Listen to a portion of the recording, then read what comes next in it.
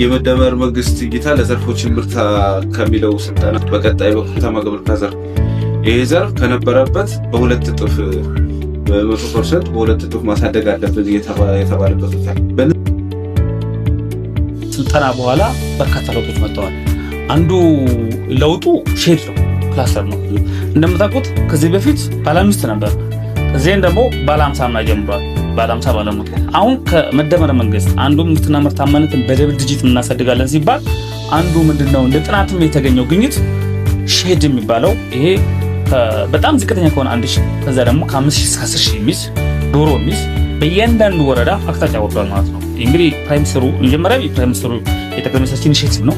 ከዛ በኋላ ደግሞ የመደመር መንግስት ስልጠና ከወሰድን በኋላ በአጠቃላይ አቅጣጫ ወጥቷል። ያ በስልጠና አዳብረናል። ስለዚህ ያን ወደ መሬት አሁን የወረደበት አንዱ ማየት እኛ ጋር ግቢ የምናየው ነው ማለት ነው።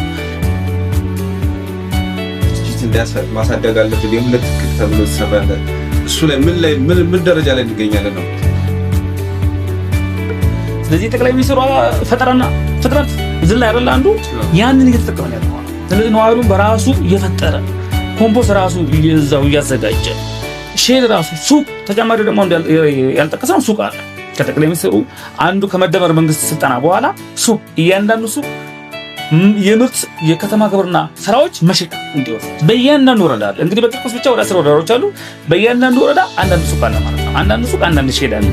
እዛው የምርት በትስስርም በማቀነባበርም ሊሆን ይችላል የከተማ ግብርና ውጤት ብቻ የሚሸጥበት አግባብ እየተሰራ ያለው እንደወረዳችን አንዱ ሱቅ አለ። በንጽጽር ስናየው በ8 ወር ውስጥ አተገብ የሰራናቸው ስራዎች ምን ይመስላሉ? በዚህ በ4 ዓመት ውስጥ ብቻ ወረዳችን 4115 የሚሆኑ በእጽዋት ተጠቃሚዎች አሉ። የቤተሰብ ፍጆታ የሚባለው ከዛ ውጪ ወደ 16 የሚሆኑ ተቋማት አሉ። የዶሮ እርባታ ኦልሞስት እስካሁን ወደ 3925 አካባቢ የሚሆኑ በ4 ዓመት ውስጥ ዲዛይኑን ጨምሮ አስራይተናል። እንግዲህ እዚህ ሰሞን የአሳ ፖንድ በምድር ባቡር አዘጋጅተናል። እሱ የሚገባበት አግባብ ይኖራል። ወደ 300 የአሳ ጫጮች ነው የሚይዘው። ወደ 55 የሚሆን ካሬ ነው የአሳው